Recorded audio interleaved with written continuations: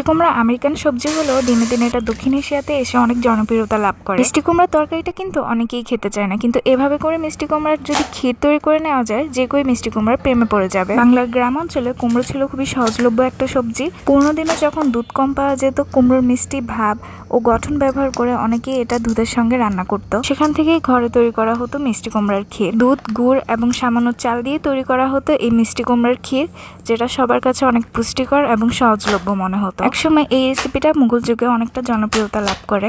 আসসালামু আলাইকুম এভরিওয়ান, চলুন শুরু করা যাক আমাদের এই মিষ্টি কুমড়ার ক্ষীরের রেসিপিটা। প্রথমে আমি কুমড়োগুলোকে এভাবে শেপ করে কেটে নিয়েছি ছোট ছোট পিস করে।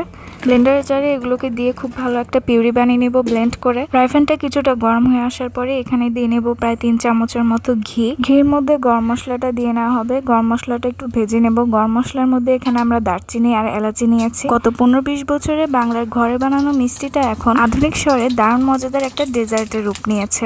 ব্লেন্ড করে রাখা সেই কুমড়ো পিউরিটা এখন আমরা দিয়ে নিব। কুমড়োর পিউরিটাকে এখন 5-7 মিনিটের মতো ভেজে নিতে হবে। ঘিয়ের জন্য কুমড়ার যে কাঁচা গন্ধ থাকে ওটা চলে যায়। আস্তে আস্তে এটার রঙও চেঞ্জ হওয়া শুরু করে। যারা একদমই পছন্দ করে না মিষ্টি কুমড়ার তরকারি বা ভাজি, তারা কিন্তু এই মিষ্টি কুমড়ার ক্ষীরটা একবারের জন্য হলেও ট্রাই করবেন। অসম্ভব মজা লাগবে খেতে। আর তাছাড়াও এটা স্বাস্থ্যের জন্য পুষ্টিকরও বটে। এটার স্বাদ আর গুণে যে কেউই কিন্তু হার মানবে। 1.5 লিটার দুধকে আমরা জাল করে খুব ভালো করে ঘন করে নিয়েছি। দুধটাকে 15-20 মিনিট ধীরে ধীরে কমিয়ে ঘন করে নিয়েছি আমরা। একটা বাটিতে গুঁড়ো দুধ দিয়ে গরম দুধটাকে দিয়ে খুব ভালো করে এটাকে একটু মিশিয়ে নেব। মিক্সচারটা যেন দুধের মতো মসৃণ হয়। দলা দলা থাকলে আমাদের ক্ষীরটা সুন্দর হবে না। গুঁড়ো দুধের জন্য আমাদের ক্ষীরটা অনেক বেশি ক্রিমি, ঘন আর সুস্বাদু হয়ে উঠবে। পলক চালটাকে হালকা একটু ব্লেন্ড করে আমরা এখানে আমাদের দুধের মধ্যে দিয়ে নিব। চাউলের মিশ্রণটাকে একটু খুব ভালো করে মিশিয়ে নেব দুধের সাথে। আগে থেকে করে রাখা সেই মিষ্টি কুমড়ার পিউরিটা এখন আমাদের ঘন দুধের মধ্যে দিয়ে নিব। আর এটা কিন্তু নাড়ার মধ্যেই রাখতে হবে, না হলে কিন্তু নিচে পুড়ে লেগে যাবে। কুমড়ো দুধের সাথে মিশে গিয়ে এক পর্যায়ে এটা ঘন হয়ে আসবে। দারচিনি এলাচিটা এখন উঠিয়ে নেব। এটা উঠিয়ে রাখারই চেষ্টা করবেন, কারণ খাওয়ার সময় এটা মুখে পড়লে খুবই বাজে লাগে। চিনির পরিবর্তে এখানে আমরা কনডেন্স মিল্কটা দিয়ে নেব।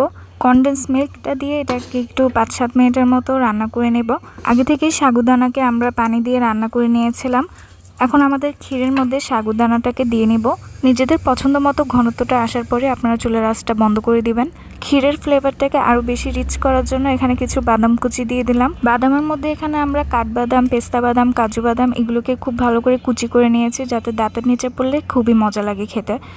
ব্যাস, এখন পরিবেশনের পালা। উপরে এখন আমাদের বাদামগুলোকে দিয়ে নিব। ক্ষীরটা ফ্রিজে রেখে ঠান্ডা হওয়ার পর যদি নামিয়ে এটা পরিবেশন করা হয়, এটা খেতে অসম্ভব মজা লাগবে। দেখুন কত সুন্দর ঘন আর ক্রিমি ক্ষীর তৈরি হয়ে গেল। আজকের এই রেসিপিটা কেমন হয়েছে অবশ্যই কিন্তু জানাবেন। এরকম আরও নতুন নতুন রেসিপি পেতে আমার পেজটাকে ফলো দিয়ে রাখবেন। আর ইউটিউব চ্যানেল থেকে দেখলে আমার ইউটিউব চ্যানেলটাকে সাবস্ক্রাইব করে রাখবেন। সবাই সুস্থ থাকবেন, ভালো থাকবেন। আল্লাহ হাফেজ। আসসালামু আলাইকুম সবাইকে।